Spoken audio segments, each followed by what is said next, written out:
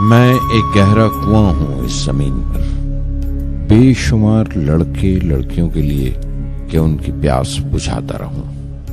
उसकी बेपनाह रहमत उसी तरह जर्रे जर्रे पर बरसती है जैसे कुआं सबकी प्यास बुझाता है।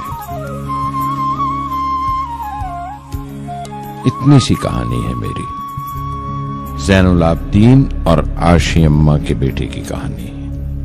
उस लड़के की कहानी जो अखबारें बेचकर अपने भाई की मदद करता था। उस शागिर्द की कहानी जिसकी परवरिश शिव सुब्रमण्य अय्यर और अय्यादुराई सोलोमन ने की। उस विद्यार्थी की कहानी जिसे पंडले मास्टर ने तालीम दी, MGK मेनन और प्रोफेसर साराभाई ने इंजीनियर की पहचान दी, जो नाकामियों और मुश्किलों में पलकर साइंसदान बना। और उस रहनुमा की कहानी जिसके साथ चलने वाले बेशुमार काबिल और हुनरमंद लोगों की टीम थी।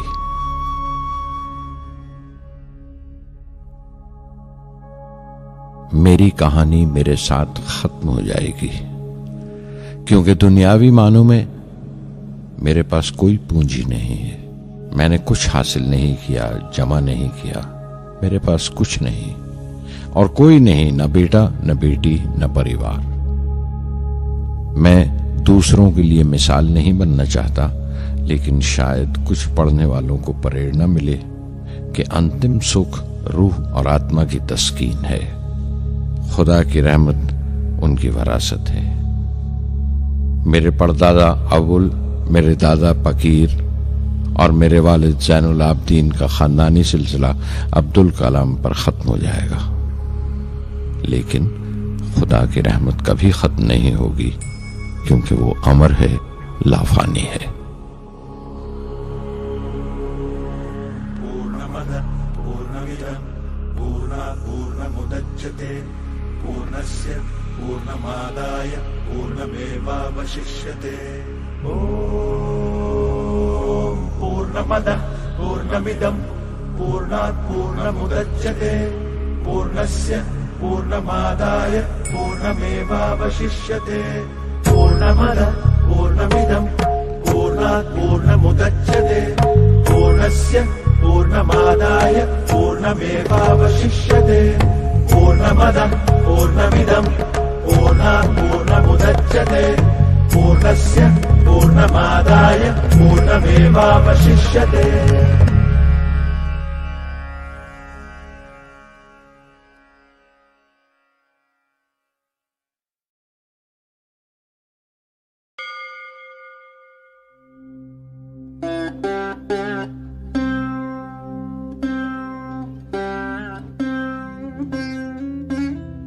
मैं शहर रामेश्वरम के एक मिडिल क्लास तमिल खानदान में पैदा हुआ। मेरे अब्बा ज़ैनुल आबदीन के पास न तालीम थी न दौलत, लेकिन इन मजबूरियों के बावजूद एक दानाई थी उनके पास और हौसला था। और मेरी मां जैसी मददगार थी आशी अम्मा।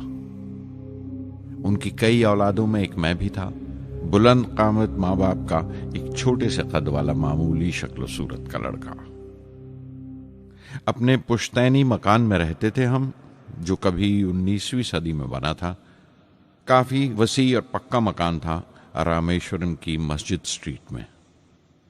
मेरे अब्बा हर तरह के ऐशो आराम से दूर रहते थे, मगर जरूरियात की तमाम चीजें मुयस्सर थीं। सच तो यह है कि मेरा बचपन बड़ा महफूज था, मादी तौर पर भी और जज्बाती तौर पर भी, मटेरियली एंड इमोशनली।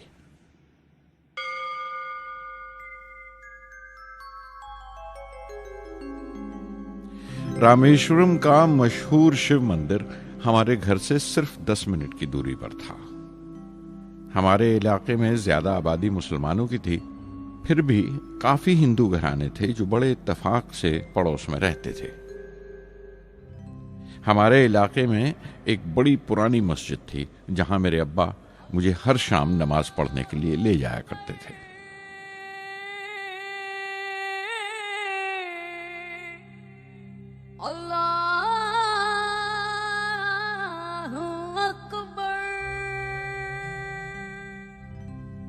रामेश्वरम मंदिर के बड़े पुरोहित पक्षी लक्ष्मण शास्त्री मेरे अब्बा के पक्के दोस्त थे।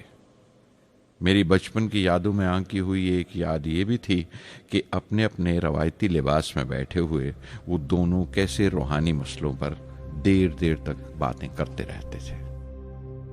मेरे अब्बा मुश्किल से मुश्किल रूहानी मामलों को भी तमिल की आम जबान में बयान कर लिया करते थे। एक बार मुझसे कहा था, जब आफत आए तो आफत की वजह समझने की कोशिश करो, मुश्किलें हमेशा खुद को परखने का मौका देती हैं।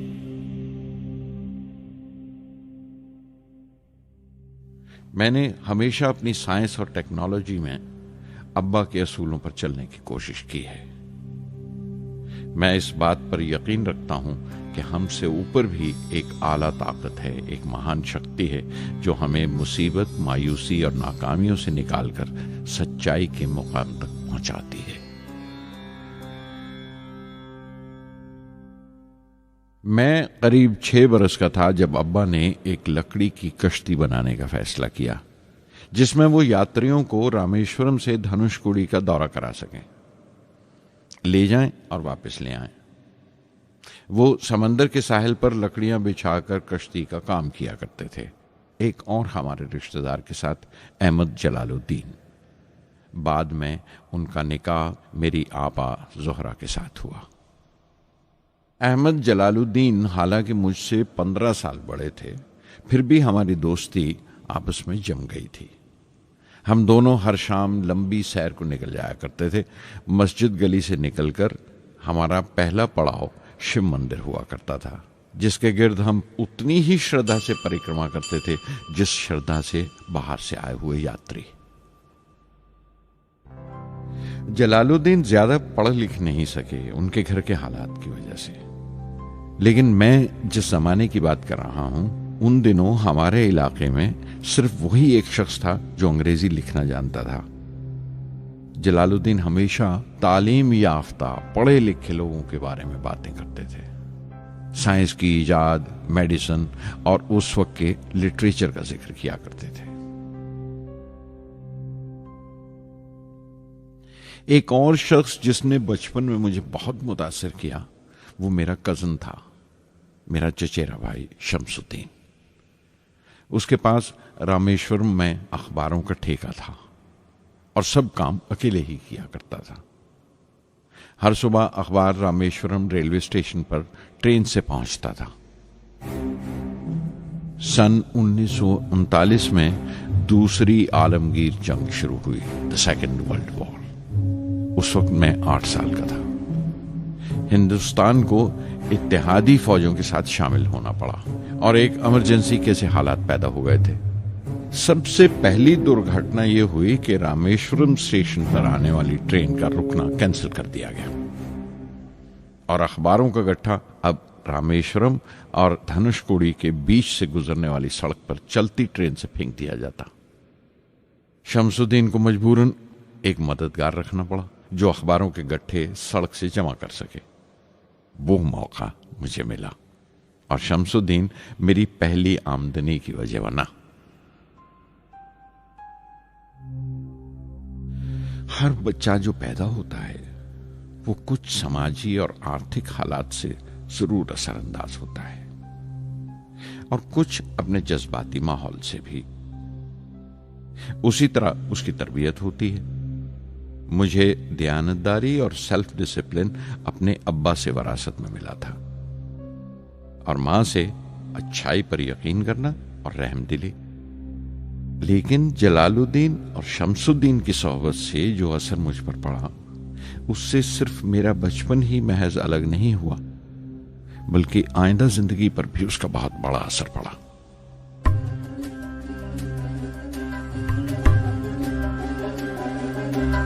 தந்தை மகற்கு ஆற்றும் நன்றி அபயத்து முந்தி இருப்பச்செயல். தந்தை மகற்கு ஆற்றும் நன்றி அபயத்து முந்தி இருப்பச்செயல். இருப்பச்செயல் மகன் தந்தைக்கு ஆற்றும் உதவி இவன் தந்தை என்னோற்றான் கொல்.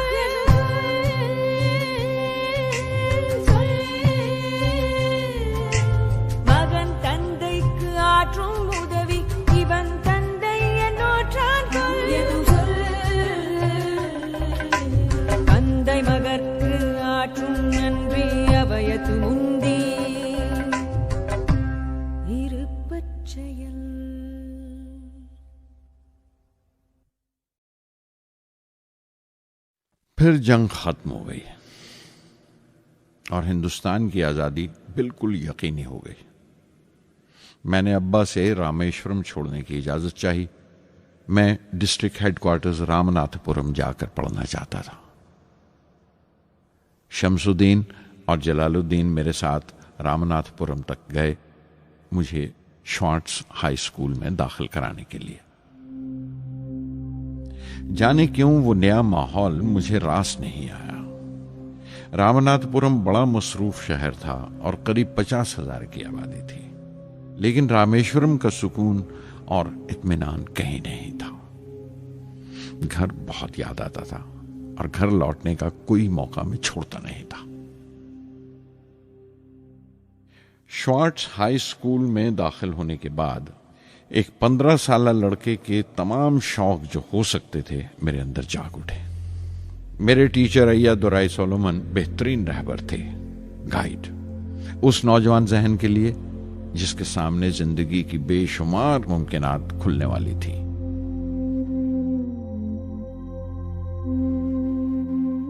रामनाथपुरम के उस अरसे क़याम में उनसे मेरा रिश्ता उस्ताद शागिर्द या गुरु शिष्य से भी आगे निकल गया।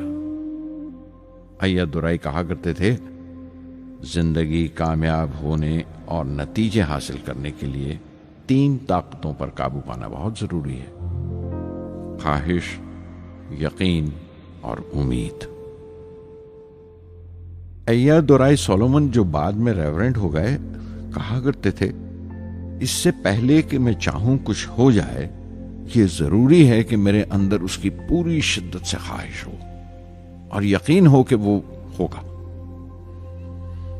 मैं अपनी जिंदगी से अगर मिसाल दूं तो मुझे बचपन से ही आसमान के इसरार और परिंदों की परवाज हमेशा हैरान करती थी, फैसिनेट करती थी।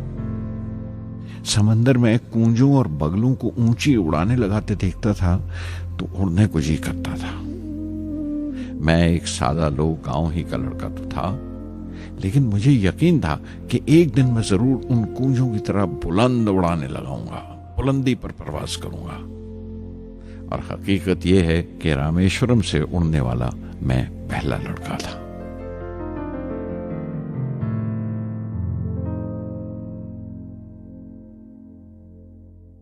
श्वार्ट्ज स्कूल में तालीम खत्म करते करते मेरे अंदर खुद एतमादी बस चुकी थी और मुझे यकीन था कि मैं जरूर कामयाबी हासिल करूंगा। मैं तालीम आगे जारी रखूंगा, उसमें कोई दूसरा ख्याल नहीं था। सन 1950 में मैं इंटरमीडिएट पढ़ने के लिए सेंट जोसेफ कॉलेज ट्रिची में दाखिल हो गया। जब बीएससी डिग्री के लिए मैंने सेंट जोसेफ कॉलेज में दाखिला लिया तो हायर एजुकेशन के माने सिर्फ इतने ही जानता था। ये नहीं जानता था कि हायर एजुकेशन के लिए कुछ और भी हो सकता है। न ये जानता था कि साइंस पढ़ के फ्यूचर के लिए और क्या मौके हासिल हो सकते हैं। बीएससी पास करने के बाद ही जान पाया कि फिजिक्स मेरा सब्जेक्ट नहीं था। अपने ख्वाब को पूरा करने के लिए मुझे इंजीनियरिंग में जाना चाहिए था। पता नहीं क्यों कुछ लोगों का ऐसा ख्याल है कि साइंस आदमी को खुदा से मुनकर कर देती है, लेकिन मेरे लिए तो साइंस एतमाद, विश्वास और रूहानी तस्कीन की वजह रही है। किसी तरह मैं MIT यानी मद्रास इंस्टीट्यूट ऑफ टेक्नोलॉजी के उम्मीदवारों की लिस्ट में तो आ गया, लेकिन उसका दाखला बहुत महंगा था। कम से कम 1,000 रुपए की जरूरत थी और मेरे अब्बा के पास इतने रुपए नहीं थे। उस वक्त मेरी अक्का, मेरी आपा जोहरा ने अपने सोने के कड़े और चेन बेचकर मेरी फीस का इंतजाम किया। मुझ पर उसकी उम्मीद और यकीन देखकर मैं पसीज गया।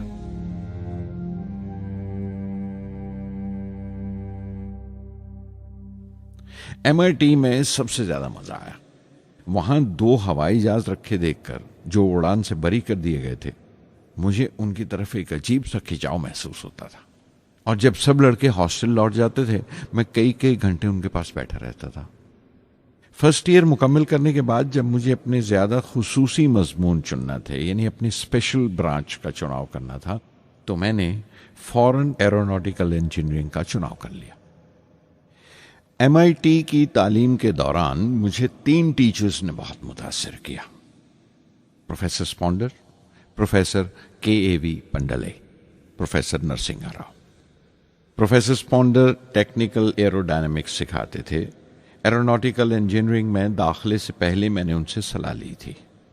उन्होंने समझाया था कि मुझे मुस्तकबिल का फैसला करने से पहले मुस्तकबिल की मुमकिनात के बारे में नहीं सोचना चाहिए, बल्कि सोचना चाहिए एक अच्छी बुनियाद के लिए और अपने रुझान और इश्तियाक के बारे में कि उसमें कितनी शिद्दत है, मेरे एप्टीट्यूड्स और एस्पिरेशन में कितनी इंटेंसिटी है।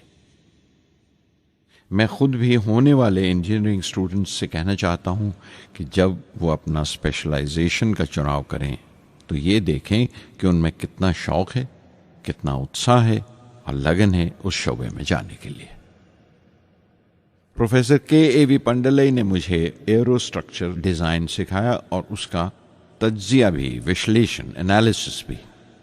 वो बड़े खुशदिल और दोस्त टीचर थे और हर साल कोई ना कोई नया तरीका, नया नजरिया लेकर आते थे कोर्स में।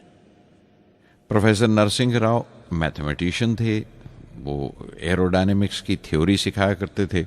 उनकी क्लास में दाखिल होकर मुझे मैथमेटिकल फिजिक्स बाकी तमाम सब्जेक्ट से ज्यादा अच्छा लगने लगा। साध संगी हरि हरि नाम चित्तारा चित्तारा, साध संगी हरि हरि नाम चित्तारा, सहज अनंतु होवे दिनु राति, अंकुर भलो हमारा, साध संगी साध संगी।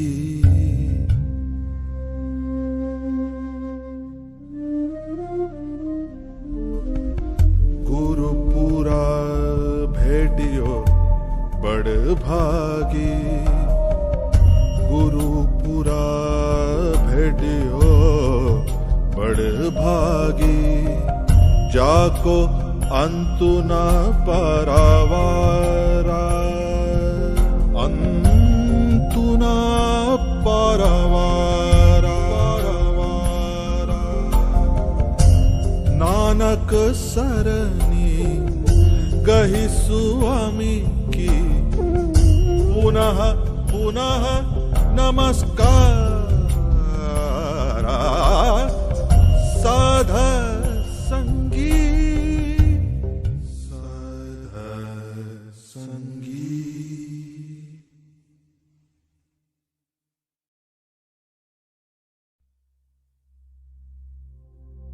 MIT से मैं बेंगलोर के हिंदुस्तान एरोनॉटिक्स लिमिटेड HAL में बतौर ट्रेनी दाखिल हो गया।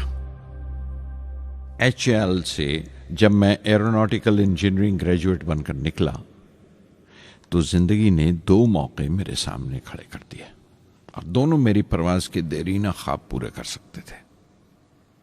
एक मौका था एयरफोर्स का, दूसरा मिनिस्ट्री ऑफ डिफेंस में directorate of technical development and production का। मैंने दोनों में अर्जी भेज दी और बैक वक्त दोनों से इंटरव्यू का बुलावा आ गया।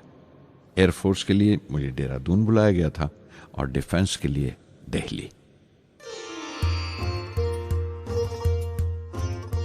मेरे दोनों मुकाम 2000 किलोमीटर के फासले पर थे। ये पहला मौका था मेरा अपने वसी और विराट वतन को देखने का। खिड़की पर बैठा मैं इस देश की सरजमीन को पांव तले से बहता हुआ देख रहा था। हैरान था कि उत्तर की तरफ सफर करते हुए एक ही मुल्क का लैंडस्केप कैसे बदलता चला जाता है। मैं 1 हफ्ता दिल्ली में ठहरा, डिफेंस मिनिस्ट्री का इंटरव्यू दिया। इंटरव्यू अच्छा हुआ था। वहां से मैं देहरादून गया एयरफोर्स सिलेक्शन बोर्ड के इंटरव्यू के लिए। 25 उम्मीदवारों में मैं 9वें नंबर पर आया। मेरा दिल बैठ गया, बहुत मायूस हुआ और कई दिन तक अफसोस रहा कि एयरफोर्स में जाने का मौका मेरे हाथ से निकल गया। मैं ऋषिकेश चला गया, दिल पर यह बोझ लेकर कि आने वाले दिन बड़े सख्त होंगे।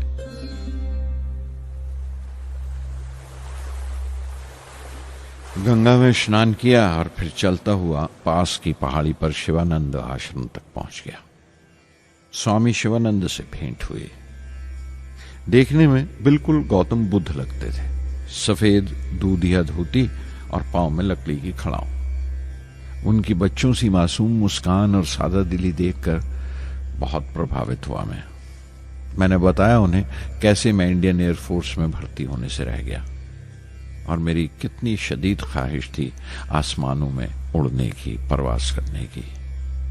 वो मुस्कुरा दिए और बोले, ख्वाहिश अगर दिलो जान से निकली हो, वो पवित्र हो और उसमें शिद्दत हो, तो उसमें कमाल की एक इलेक्ट्रोमैग्नेटिक एनर्जी होती है, एक बरकी मकनातीसी ताकत होती है।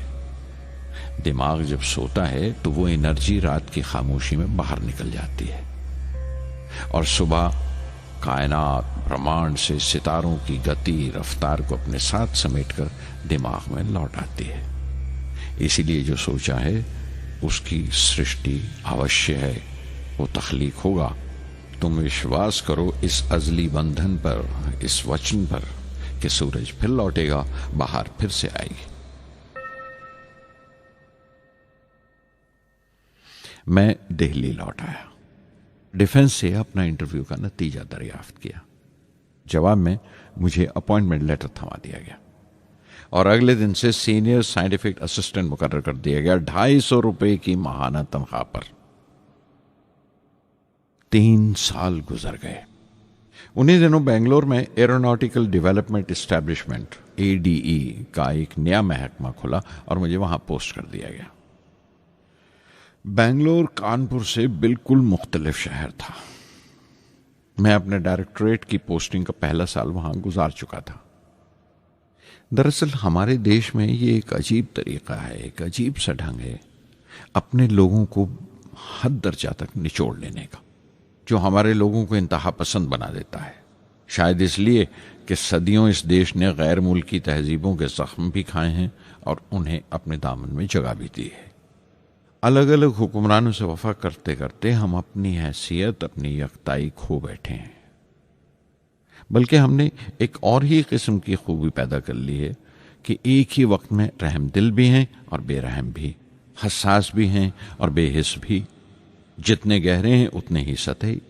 ऊपर से देखो तो हम बड़े खुश रंग और खूबरू नजर आते हैं, लेकिन कोई गौर से देखे तो अपने हुक्मरानों की एक बेढब नकल से ज्यादा कुछ नहीं है।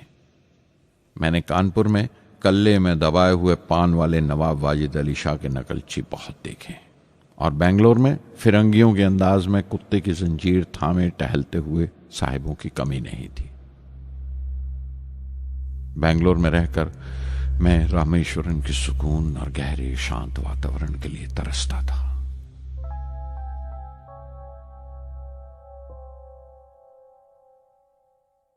पहले साल तो ADE में कोई ज्यादा काम नहीं था। एक प्रोजेक्ट टीम बनाई थी कि 3 सालों में एक स्वदेशी हॉवरक्राफ्ट तैयार करें और वो वक्त से पहले तैयार हो गया।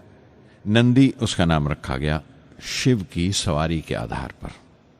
उसका डिजाइन हमारी उम्मीद से ज्यादा अच्छा था, लेकिन मैं सख्त मायूस हुआ जब आपसी कंट्रोवर्सीज की बिना पर सारा प्रोजेक्ट बालाए ताक रख दिया गया, बंद कर दिया गया। Professor MGK Menon, Tata institute of fundamental research के डायरेक्टर, एक रोज अचानक ही हमारी जांच पड़ताल को आ पहुंचे। नंदी का जिक्र निकला। मुझसे पूछताछ करते हुए उन्होंने ख्वाहिश जाहिर की एक 10 मिनट की उड़ान के लिए। उसके 1 हफ्ता बाद की बात है, मुझे इनकुस्पार से बुलावा आ गया, the Indian committee for space research. मैं मुंबई चला गया रॉकेट इंजीनियर की पोस्ट के लिए इंटरव्यू देने। मेरा इंटरव्यू लेने वाले डॉक्टर विक्रम साराभाई और प्रोफेसर MGK मेनन के अलावा मिस्टर सराफ थे, जो उस वक्त एटॉमिक एनर्जी कमीशन के डिप्यूटी सेक्रेटरी के ओहदे पर थे। डॉक्टर साराभाई की गर्मजोशी ने पहली ही मुलाकात में मेरा दिल मोह लिया। अगले ही दिन मुझे खबर मिल गई कि मैं चुन लिया गया। मुझे इनकोस्पार में रॉकेट इंजीनियर की हैसियत से शामिल कर लिया गया था। सन 1962 के देरीना हिस्से में कहीं इनकोस्पार ने थुम्बा में इक्वेटोरियल रॉकेट लॉन्चिंग स्टेशन बनाने का फैसला किया। थुम्बा केरला में त्रिवेंद्रम से परे एक दूर दराज के ऊंगते से गांव का नाम है। हिंदुस्तान में यह मॉडर्न रॉकेट बेस्ड रिसर्च की एक दबी सी इब्तदा थी, हल्की सी शुरुआत। उसके फौरन बाद ही मुझे 6 माह के लिए अमेरिका भेज दिया गया, नासा में रॉकेट लॉन्चिंग की ट्रेनिंग के लिए। जाने से पहले मैं थोड़ा सा वक्त निकालकर रामेश्वरम गया। मेरे अब्बा मेरी इस कामयाबी के लिए बहुत खुश हुए और मुझे उसी मस्जिद में ले जाकर शुक्राने की नमाज अदा की।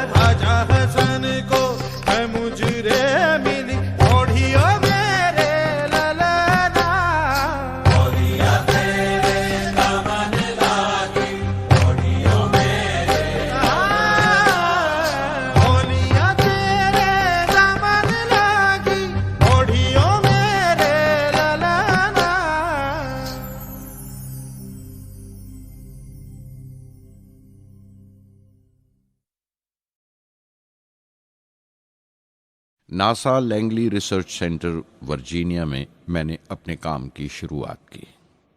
बाद में Goddard space flight centre Maryland चला गया।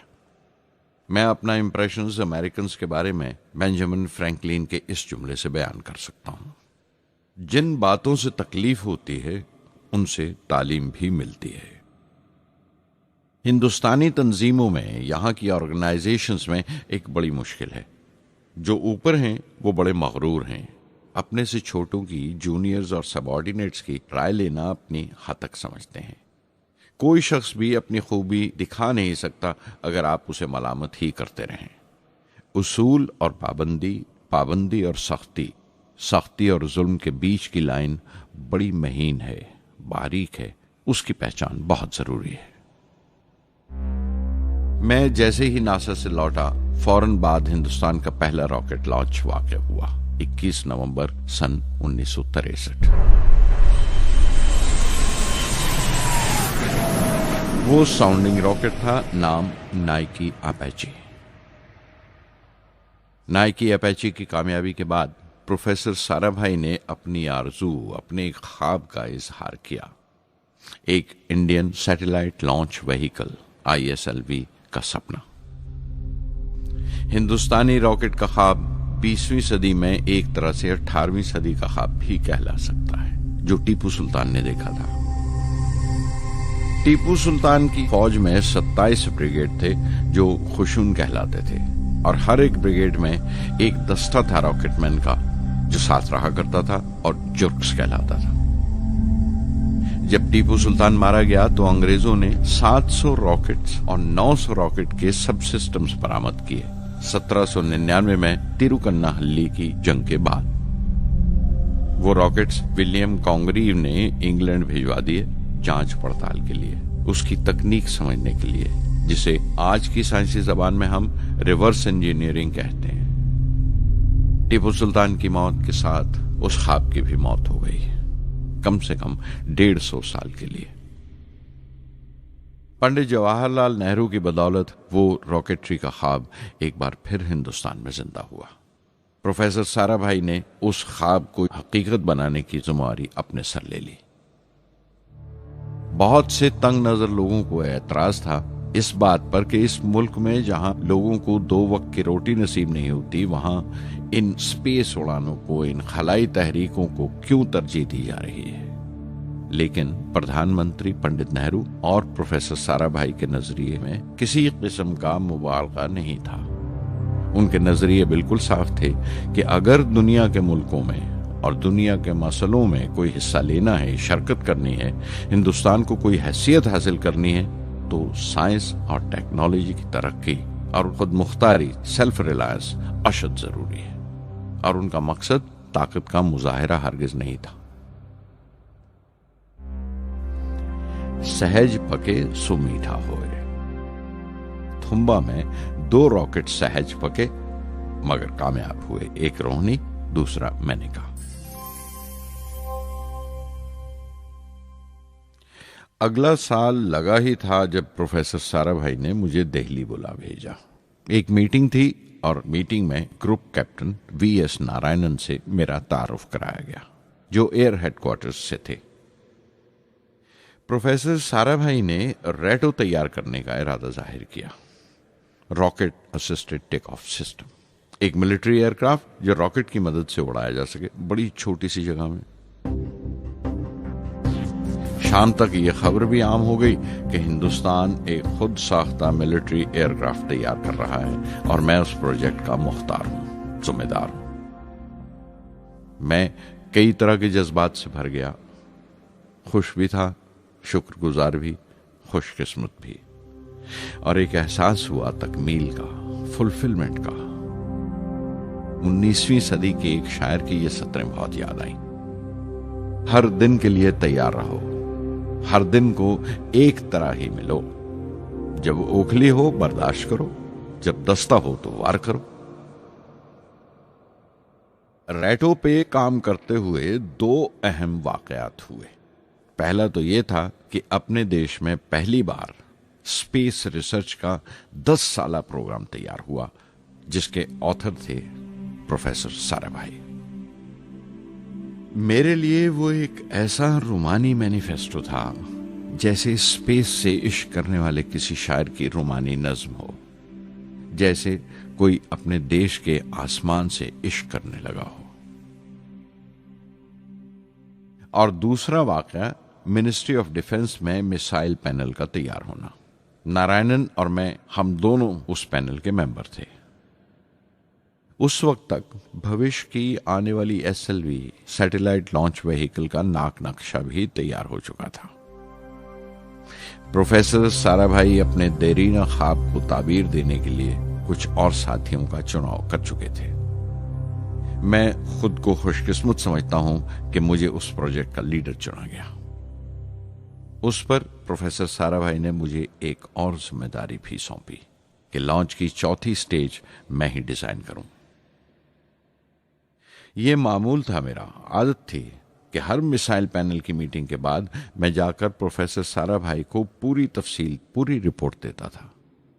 दिल्ली में ऐसी ही एक मीटिंग के बाद 23 दिसंबर 1971 को मैं त्रिवेंद्रम लौट रहा था और उस दिन प्रोफेसर साराभाई थुम्बा में SLV का मुआयना करने गए हुए थे। दिल्ली एयरपोर्ट के लाउंज से मैंने उन्हें फोन किया, पैनल मीटिंग की तफसील बताई। प्रोफेसर साराभाई ने मुझे कहा कि मैं त्रिवेंद्रम एयरपोर्ट पर उनका इंतजार करूं। मैं जब त्रिवेंद्रम पहुंचा तो फिजा में एक मातम बिछा हुआ था। मुझे खबर दी गई कि प्रोफेसर साराभाई नहीं रहे। चंद घंटे पहले दिल का दौरा पड़ने से उनका इंतकाल हो गया। मैं थर्रा के रह गया। चंद घंटे पहले ही तो मैंने उनसे बात की थी। मेरे लिए वो बहुत बड़ा सदमा था। प्रोफेसर साराभाई मेरी नजर में इंडियन साइंस के राष्ट्रपिता हैं, जैसे राष्ट्र के पिता महात्मा गांधी हैं। उन्होंने अपनी टीम से रहनुमा पैदा किए और खुद अपने अमल से उनके लिए मिसाल साबित हुए।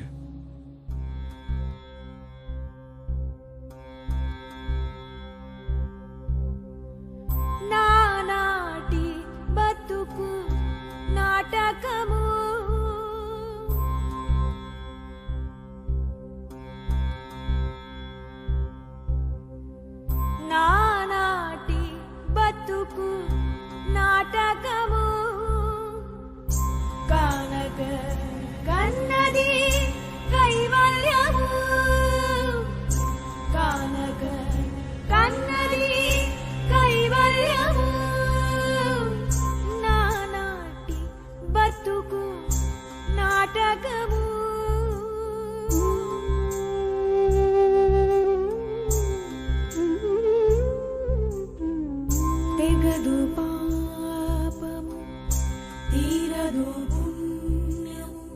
నగి నగి కాలము నాటకము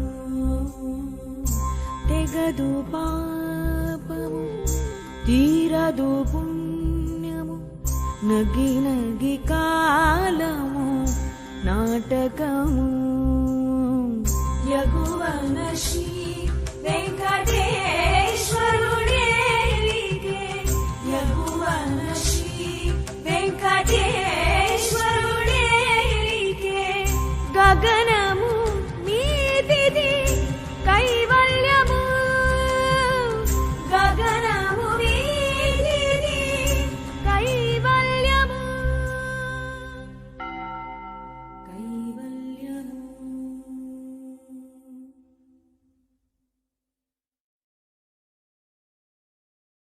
कुछ अरसा प्रोफेसर एमजी के मेनन ने स्पेस रिसर्च का काम संभाला। बिलाखिर प्रोफेसर सतीश धवन को Indian space research organisation ISRO की जिम्मेदारी सौंप दी गई। तुम्बा का पूरा कॉम्प्लेक्स एक बड़े पैमाने पर स्पेस सेंटर बना दिया गया और Vikram Sarabhai space centre VSSC का नाम दिया गया। जिसने वो सेंटर कायम किया था उसी के नाम से उस जगह की श्रद्धांजलि पेश की गई। मशहूर मेटलर्जिस्ट डॉक्टर ब्रह्म प्रकाश VSSC के पहले डायरेक्टर मुकर्रर हुए। कोई भी शख्स अपनी जिम्मेवारी में तभी कामयाब हो सकता है अगर वो बारसूख हो, मोतबर हो और अपने फैसलों के लिए उसे सही हद तक आजादी हो। शायद निजी जिंदगी में भी तसल्ली का यही एक रास्ता है, आजादी और जिम्मेवारी एक साथ हो, तभी वो तस्कीन और खुशी का बायस हो सकती है। और जाती आजादी हासिल करने के लिए मैं 2 रास्ते तजवीज कर सकता था जो मैंने इख्तियार किए। पहला तो यह कि अपनी तालीम और तरबियत को बढ़ावा दो। इल्म, नॉलेज बड़ा कारामद हथियार है, बहुत काम आता है। इल्म जितना ज्यादा होगा उतनी ज्यादा आजादी के हकदार होगे।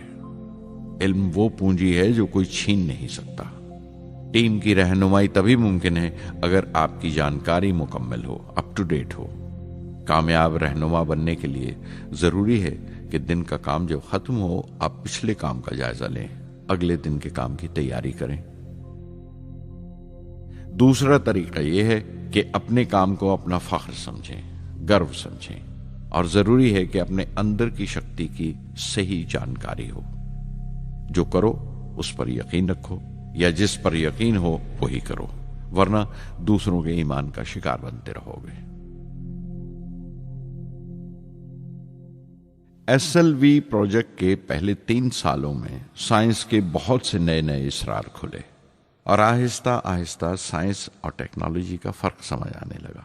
रिसर्च और अमल, डेवलपमेंट का फासला पता चलने लगा। किसी भी इजाद में गलतियां होना लाजमी है, लेकिन हर गलती कामयाबी की तरफ एक और कदम उठाती है, एक और सीढ़ी बन जाती है। किसी भी तख्लीक की तरह SLV-3 की तख्लीक भी कई दर्दनाक लम्हों से गुजरी। एक रोज जब मैं और मेरे तमाम साथी अपने कामों में पूरी तरह डूबे हुए थे,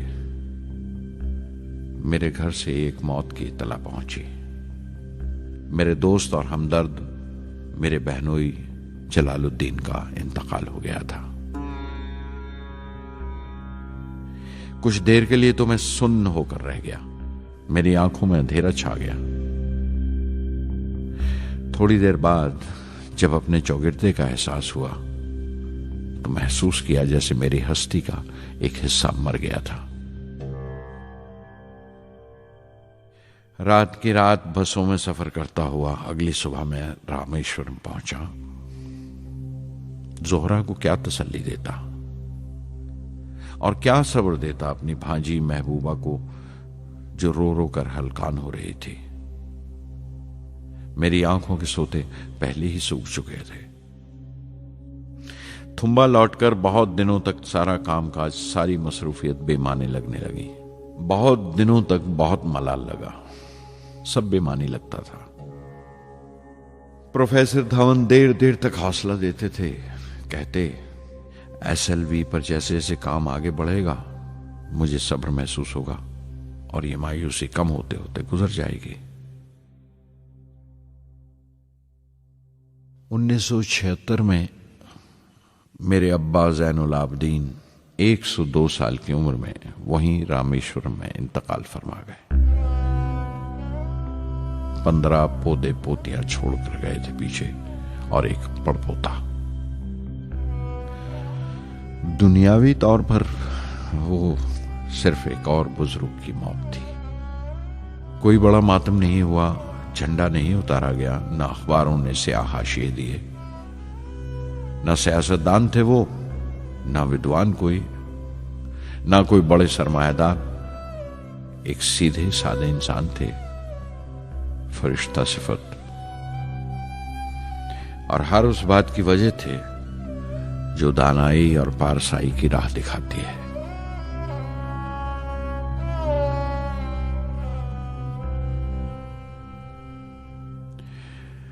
मैं बहुत देर तक अपनी मां के पास बैठा रहा, चुपचाप।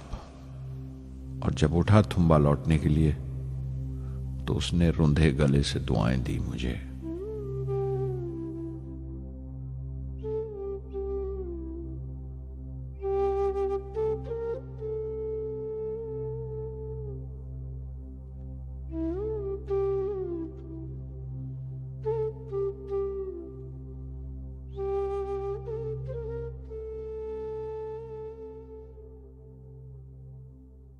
SLV-3 अपोजी रॉकेट जो फ्रांस से उड़ाई जाने वाली थी, अचानक कुछ मुश्किलों का शिकार हो गई। मुझे फौरन फ्रांस जाना पड़ा। मैं रवाना होने ही वाला था कि मेरी मां की मौत की खबर पहुंची।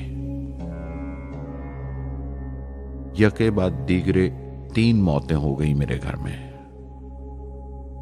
उस वक्त मुझे अपने काम में पूरे ध्यान की जरूरत थी।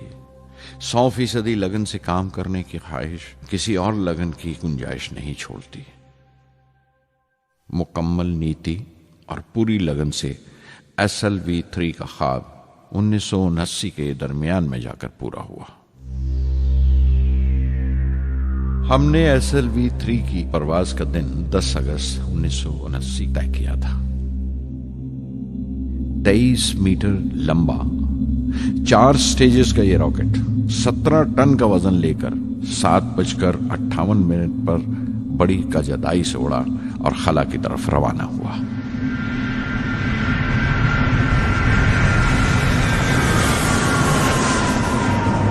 पहली स्टेज हर तरह से पुख्ता निकली और बड़े आराम से रॉकेट दूसरी स्टेज में दाखिल हो गया। हम सब दम खुद रह गए, सांस रोके बैठे थे। हमारे बरसों का ख्वाब आसमान की तरफ सफर कर रहा था। अचानक हमारे ख्वाब में दरार आई, हमारा सुकून टूटा, हमारी खामोशी टूटी। दूसरी स्टेज काबू से बाहर होने लगी थी। 317 सेकंड के बाद परवाज टूट गई। मेरी मेहनत और उम्मीद चौथी स्टेज को साथ लेकर तमाम मलबा श्री हरिकोटा से 560 किलोमीटर दूर समंदर में जाके गिरा।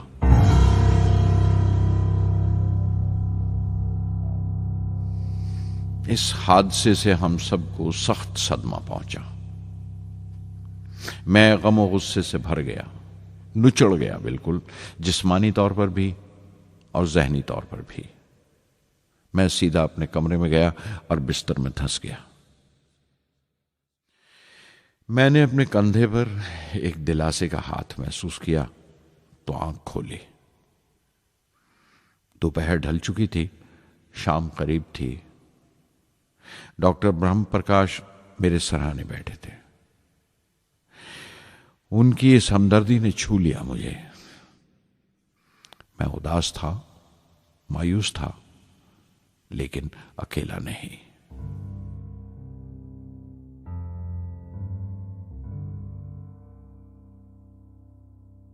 हर शख्स तकनीकी जमा तफरीक और बहस मुबासे के बाद मुतमईन हो चुका था, संतुष्ट हो चुका था, लेकिन मुझे इत्मीनान न आया और मुसलसल बेचैन रहा।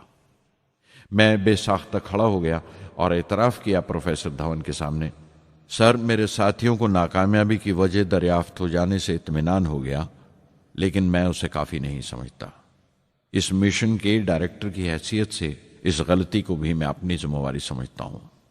SLV-3 की नाकामयाबी की जिम्मेवारी मेरी है।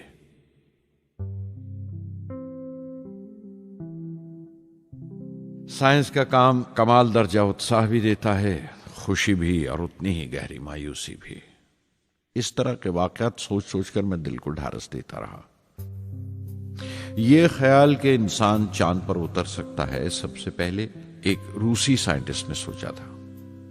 उसे हकीकत बनने में 40 साल गुजर गए जब अमेरिका ने उसे पूरा किया। प्रोफेसर चंद्रशेखर ने चंद्रशेखर लिमिट का आविष्कार किया था 1930 में, जब कैम्ब्रिज में पढ़ रहे थे। लेकिन 50 साल बाद उन्हें उसी डिस्कवरी पर नोबेल प्राइज मिला। वॉन ब्रॉन अपनी सैटर्न लॉन्च व्हीकल से आदमी को चांद पर उतारने से पहले कितनी सारी नाकामियों से गुजरे होंगे। पहाड़ की चोटी पर उतरने से पहाड़ पर चढ़ने का तजुर्बा नहीं मिलता। जिंदगी पहाड़ की चढ़ानों पर मिलती है, चोटी पर नहीं। चढ़ानों पर ही तजुर्बे मिलते हैं और जिंदगी मंचती है और टेक्नोलॉजी तरक्की करती है। चोटी पर पहुंचने की कोशिश ही में चढ़ानों का इल्म हासिल होता है। मैं एक एक कदम चलता रहा, चढ़ता रहा चोटी की तरफ।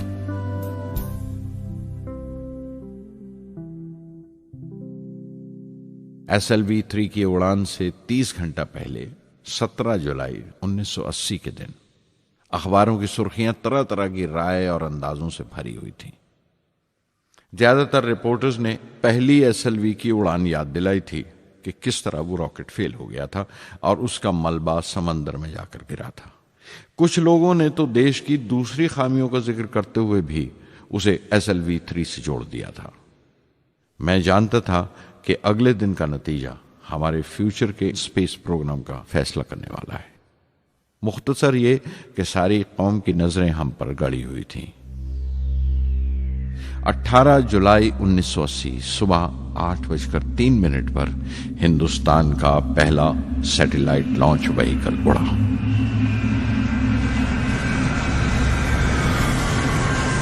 मैंने रोहिणी सैटेलाइट का तमाम डेटा कंप्यूटर पर जांचा। अगले 2 मिनट के अंदर अंदर रोहिणी अंतरिक्ष में था। उस तमाम शोरगुल के बीच में मैंने अपनी जिंदगी के सबसे अहम अल्फाज अदा किए।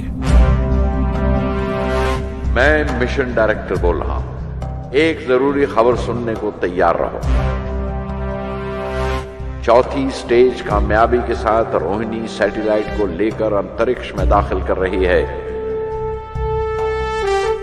मैं ब्लॉक से बाहर आया तो मेरे साथियों ने मुझे कंधों पर उठा लिया और नारे लगाते हुए जुलूस निकाला। सारी कौम में एक जोश की लहर दौड़ गई। हिंदुस्तान उन चंद कौमों में शामिल हो गया था जिनके पास सैटेलाइट लॉन्च की काबिलियत थी। हमारी कौम का एक ख्वाब पूरा हुआ था और हमारे इतिहास का एक नया बाब खुला, एक नया चैप्टर। प्रधानमंत्री इंदिरा गांधी ने मुबारकबाद का तार भेजा और सबसे ज्यादा हिंदुस्तान के साइंसदान खुश थे कि ये पूरी कोशिश स्वदेशी थी, हमारी अपनी थी। मैं कुछ मिले जुले जज्बात से गुजर रहा था। मैं खुश था कि पिछली 2 दहाइयों से जिस कोशिश में था बिलाखिर उसमें कामयाब हुआ। लेकिन उदास था जिन लोगों की बदौलत में यहां पहुंचा था वो लोग मेरे साथ नहीं थे। मेरे अब्बा, मेरे बहनोई जलालुद्दीन और प्रोफेसर साराभाई। SLV-3 की कामयाबी के महीने भर के अंदर ही प्रोफेसर धवन का फोन आया एक दिन और दिल्ली बुलाया प्रधानमंत्री से मिलने के लिए। मेरी एक छोटी सी उलझन थी कपड़ों को लेकर। हमेशा से बड़े आमियाना से कपड़े पहनता हूं और पांव में चप्पल या स्लीपर कह लो। प्रधानमंत्री को मिलने जैसा वो लिबास नहीं था, मेरे लिए नहीं, उनके एहतराम के लिए। सुना तो प्रोफेसर धवन बोले, कपड़ों की फिक्र मत करो, तुमने जो शानदार कामयाबी पहन रखी है वो काफी है। रिपब्लिक डे 1981 मेरे लिए एक बड़ी खुशखबरी लेकर आया कि मुझे पद्म भूषण से नवाजा गया है।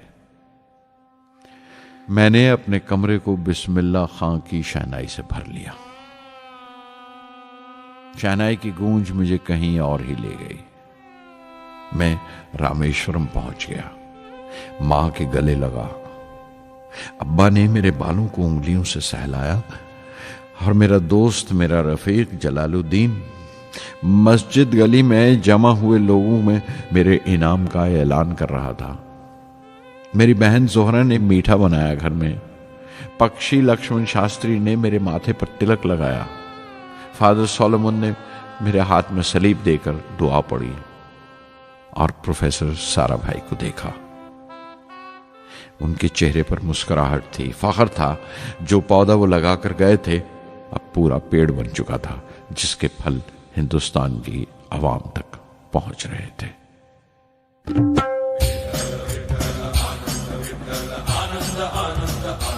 ओ आनंदाचे डोही आनंद तरंग, आनंदाचे डोही आनंद तरंग, आनंदाची अंग, आनंदाचे आनंदाची अंग, आनंदाचे आनंदाचे डोही आनंद तरंग, आनंदाचे डोही आनंद तरंग।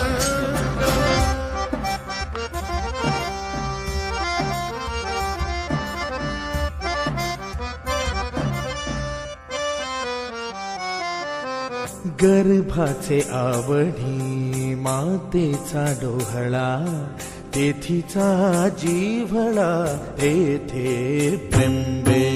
गर्भाचे आवडी मातेचा डोहळा, तेथीचा जिव्हाळा तेथे प्रेंबे।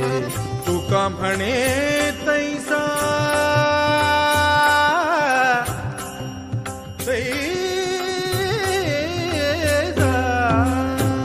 म्हणे तैसा ओतला ठसा, अनुभव सरीसा मुखाला। आनंदाचे डोही आनंद तरंग, आनंदाची अंग, आनंदाचे आनंदाचे डोही आनंद तरंग।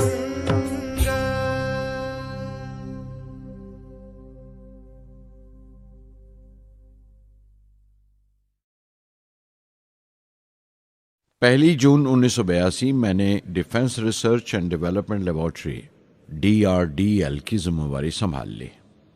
उस वक्त के defence minister Shri R Venkataraman ने जब मशवरा दिया कि बजाय दर्जा बदर्जा मिसाइल तैयार करने के हमें मुकम्मल अपनी मिसाइल तैयार करने का प्रोग्राम बनाना चाहिए, तो हमें अपने कानों पर यकीन नहीं आया और देखते देखते ही वो प्रोजेक्ट एक मुकम्मल मिसाइल का प्रोग्राम बन गया, जिसके नतीजे आइंदा बहुत दूर तक पहुंचे। हर एक प्रोजेक्ट का नाम हिंदुस्तान की खुद मुख्तारी, सेल्फ रिलायंस का सबूत था। सरफेस टू सरफेस मिसाइल का नाम पृथ्वी रखा गया। टैक्टिकल कोर व्हीकल को त्रिशूल का नाम दिया गया। Surface to air defence system Akash कहलाया। एंटी टैंक मिसाइल प्रोजेक्ट को नाग के नाम से पुकारा गया और मेरे देरीना ख्वाब रेक्स को यानी re entry experiment launch vehicle को मैंने अग्नि का नाम दिया। मिसाइल टेक्नोलॉजी का हुनर दुनिया की कुछ चुनी हुई कौमों के पास ही था। वो बड़े ताज्जुब से हमारी तरफ देख रहे थे कि हम क्या करने जा रहे हैं और कैसे करेंगे। हम एक मीटिंग में बैठे हुए अपने मकसद को पूरा करने के लिए 1984 की निशानदेही कर रहे थे जब डॉक्टर ब्रह्म प्रकाश की मौत की खबर आई। मेरे लिए वो एक और सदमा था। पहली SLV की नाकामी के वक्त जिस तरह उन्होंने ढारस दी थी मुझे, वो याद करके मैं और ज्यादा गमगीन हो गया।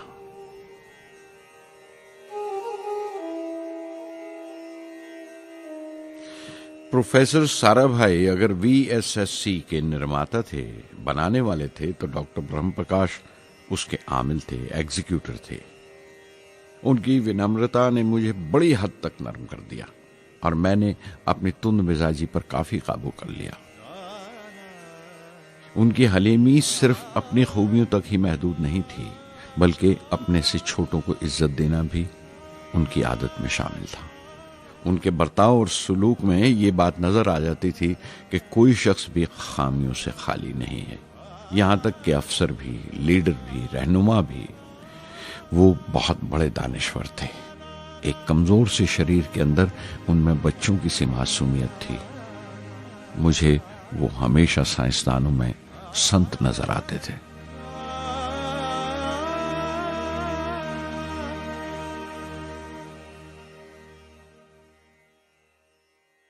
पृथ्वी का काम अपनी तकमील को पहुंच रहा था जब हम 1988 में दाखिल हुए। 25 फरवरी 1988 सुबह 11:23 पर पृथ्वी की पहली परवाज वाक़ हुई। हमारे मुल्क में वो एक ऐतिहासिक मौका था। पृथ्वी सिर्फ एक सरफेस टू सरफेस मिसाइल ही नहीं, बल्कि आइंदा आने वाली तमाम किस्म की मिसाइल का बुनियादी नक्शा भी था। फ्यूचर का मॉड्यूल था वो। पृथ्वी ने हमारे आस पड़ोस के मुल्कों को दहला दिया। मगरबी यानी वेस्टर्न मुल्कों को पहले तो हैरत हुई, फिर गुस्से का इजहार किया और पाबंदी लगा दी इंडिया के लिए कि वो ऐसी कोई चीज बाहर के मुल्कों से न खरीद सकें जो उनके मिसाइल प्रोग्राम में इस्तेमाल हो सकती हो या काम आ सकती हो। मिसाइल की इजाद में हिंदुस्तान की खुद मुख्तारी ने दुनिया के तमाम तरक्की याफ्ता मुल्कों को परेशान कर दिया। अग्नि की टीम में 500 से ज्यादा साइंसदान शामिल थे। अग्नि की परवाज 20 अप्रैल 1999 तय पाई थी। लॉन्च की तमाम तैयारियां मुकम्मल हो चुकी थीं और हिफाजत के लिए यह फैसला किया गया था कि लॉन्च के वक्त आसपास के तमाम गांव खाली करा दिए जाएं। अखबारात और दूसरी मीडिया ने इस बात को बहुत उछाला। 20 अप्रैल पहुंचते पहुंचते तमाम मुल्क की नजरें हम पर टिकी हुई थीं। दूसरे मुल्कों का दबाव बढ़ रहा था कि हम इस तजुर्बे को मुलतवी कर दें या खारिज कर दें, लेकिन सरकार मजबूत दीवार की तरह हमारे पीछे खड़ी रही और किसी तरह हमें पीछे नहीं हटने दिया। परवाज से सिर्फ 14 सेकंड्स पहले हमें कंप्यूटर ने रुकने का इशारा किया। किसी एक पुर्जे में कोई खामी थी, वो फौरन ठीक कर दी गई, लेकिन उसी वक्त डाउन रेंज स्टेशन ने रुकने का हुक्म दिया। चंद सेकंड्स में कई रुकावटें सामने आ गईं और परवाज मुलतवी कर दी गई। अखबारात ने आस्तीनें चढ़ा ली। हर बयान ने अपनी अपनी तरह की वजूहात निकाल ली। कार्टूनिस्ट सुधीर दार ने एक कार्टून शाया किया जिसमें एक खरीदार कुछ सामान दुकानदार को वापस करते हुए कह रहा था, अग्नि की तरह वो भी नहीं चली। एक कार्टून में दिखाया गया कि साइंसदान कह रहा है, सब ठीक था, स्विच बटन नहीं चला। हिंदुस्तान टाइम्स के कार्टून में एक नेता रिपोर्टर को समझा रहा है, डरने की कोई बात नहीं, ये बड़ी अमन पसंद अहिंसावाद की मिसाइल है, इससे कोई मरेगा नहीं। करीब 10 रोज दिन रात काम चला मिसाइल की दुरुस्ती पर और आखिरकार साइंसदानों ने एक नई तारीख तय की अग्नि की परवाज के लिए। मगर फिर वही हुआ। 10 सेकंड पहले कंप्यूटर ने रुकावट का इशारा किया। पता चला एक पुर्जा काम नहीं कर रहा है। परवाज फिर मुलतवी कर दी गई। ऐसी बात किसी भी साइंसी तजुर्बे में हो जाना आम बात है। गैर मुल्कों में भी बहुत बार होता है, लेकिन उम्मीद से भरी हुई कौम हमारी मुश्किलें समझने को तैयार नहीं थी। हिंदू अखबार में केशव का एक कार्टून छपा जिसमें एक देहाती कुछ नोट गिनते हुए कह रहा था, मिसाइल के वक्त गांव से हट जाने का मुआवजा मिला है। 2-4 बार और ये तजुर्बा मुलतवी हुआ तो मैं पक्का घर बनवा लूंगा। अमोल बटर वालों ने अपने होर्डिंग पर लिखा, अग्नि को ईंधन के लिए हमारे बटर की जरूरत है। अग्नि की मुरम्मत का काम जारी रहा। आखिरकार एक बार फिर 22 मई की तारीख अग्नि की परवाज के लिए तय पाई। उसकी पिछली रात doctor Arunachalam, general KN Singh और मैं डिफेंस मिनिस्टर KC पंत के साथ चहलकदमी कर रहे थे। पूरे चांद की रात थी, हाई टाइड का वक्त था और लहरें गरज गरज कर खुदा की अजमत का नाम ले रही थी। कल अग्नि की परवाज कामयाब होगी या नहीं, बार बार यही सवाल हमारे दिमाग में गूंज रहा था।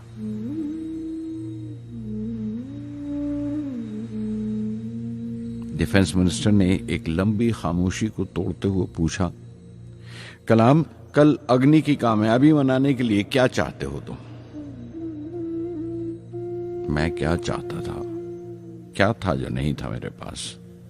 अपनी खुशी के इजहार के लिए मुझे क्या करना चाहिए? और अचानक मुझे जवाब मिल गया, हम 1 लाख पेड़ों की कोंपले लगाएंगे, मैंने कहा और उनके चेहरे पर रौनक आ गई। तुम अपनी अग्नि के लिए धरती मां का आशीर्वाद चाहते हो, बोले। कल यही होगा, उन्होंने पेशेंगोई की।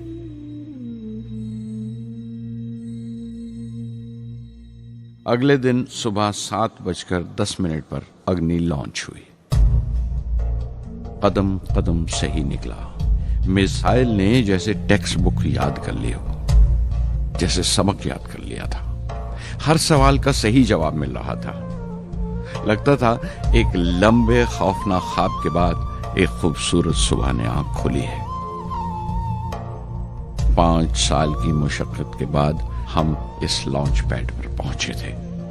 इसके पीछे 5 लंबे सालों की नाकामयाबी, कोशिशें और इम्तिहान खड़े थे। इस कोशिश को रोक देने के लिए हिंदुस्तान ने हर तरह के दबाव बर्दाश्त किए थे, लेकिन हमने कर दिखाया जो करना था। मेरी जिंदगी का सबसे कीमती लम्हा था वो मुट्ठी भर सेकंड्स, 600 सेकंड की वो परवाज जिसने हमारी बरसों की थकान दूर कर दी, बरसों की मेहनत को कामयाबी का तिलक लगाया। उस रात मैंने अपनी डायरी में लिखा, अग्नि को इस नजर से मत देखो। ये सिर्फ ऊपर उठने का साधन नहीं है, न शक्ति की नुमाइश है। अग्नि एक लौ है जो हर हिंदुस्तानी के दिल में जल रही है। इसे मिसाइल मत समझो, ये कौम के माथे पर चमकता हुआ आग का सुनहरी तिलक है। स्वधर्मम् अपि चावेक्ष्य न विकम्पितुम् अर्हसि, धर्म्याद् युद्धश्रेयोऽन्य क्षत्रियस्य न विद्यते। स्वधर्मम् अपि चावेक्ष्य न विकम्पितुम् अर्हसि, धर्म्याद् युद्धश्रेयोऽन्य क्षत्रियस्य न विद्यते। अदच्चेत्त्वम् इमं धर्म्यं संग्रामं न करिष्यसि, तदस्वधर्मं कीर्तिं च हित्वा पापम् अवाप्स्यसि, हित्वा पापम् अवाप्स्यसि।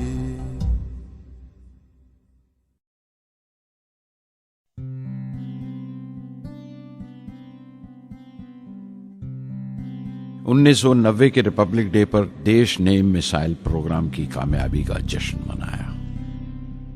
मुझे पद्म विभूषण से नवाजा गया और डॉक्टर अरुणाचलम को भी। 10 साल पहले पद्म भूषण की यादें एक बार फिर हरी हो गईं। रहन सहन मेरा अब भी वैसा ही था जैसा तब था। 10 बाय 12 का एक कमरा किताबों से भरा हुआ और कुछ जरूरत का फर्नीचर जो किराए पर लिया था। फर्क इतना ही था कि तब यह कमरा त्रिवेंद्रम में था, अब हैदराबाद में। वेटर मेरा नाश्ता लेकर आया, इडली और छाछ, और आंखों में एक खामोश मुस्कुराहट, मुबारकबाद की। मैं अपने हमवतनों की इस नवाजिश से छलक गया।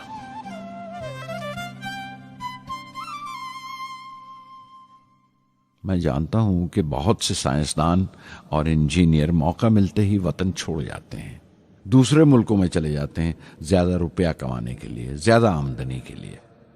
लेकिन ये आदर, मोहब्बत और इज्जत क्या कमा सकते हैं जो उन्हें अपने वतन से मिलती है।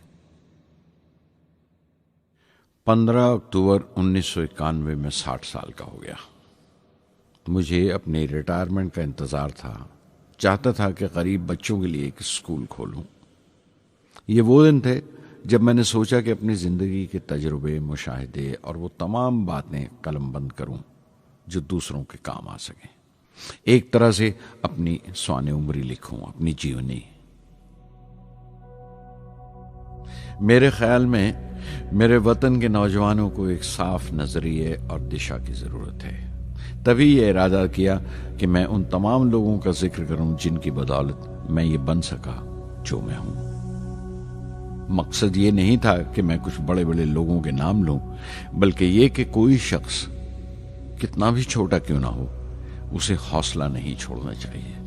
मसले, मुश्किलें जिंदगी का हिस्सा हैं और तकलीफें कामयाबी की सच्चाइयां हैं। जैसा कहा है किसी ने, खुदा ने यह वादा नहीं किया कि आसमान हमेशा नीला ही रहेगा, जिंदगी भर फूलों से भरी राहें मिलेंगी।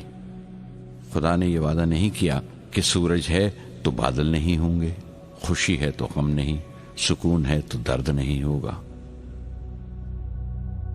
मुझे ऐसा कोई गुरूर नहीं कि मेरी जिंदगी सबके लिए एक मिसाल बनेगी, मगर यह हो सकता है कि कोई मायूस बच्चा किसी गुमनाम सी जगह पर जो समाज के किसी माजूर हिस्से से ताल्लुक रखता हो, ये पढ़े और उसे चैन मिले, ये पढ़े और उसकी उम्मीद रोशन हो जाए। हो सकता है ये कुछ बच्चों को नाउमीदी से बाहर ले आए और जिसे वो मजबूरी समझते हैं वो मजबूरी ना लगे।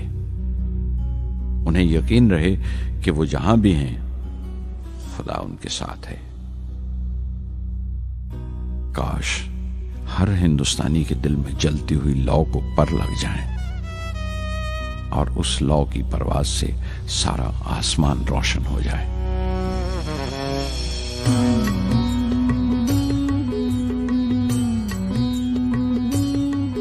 ये ज़मीं मेरी, मेरा आसमां, बड़ा खूबसूरत है जहां।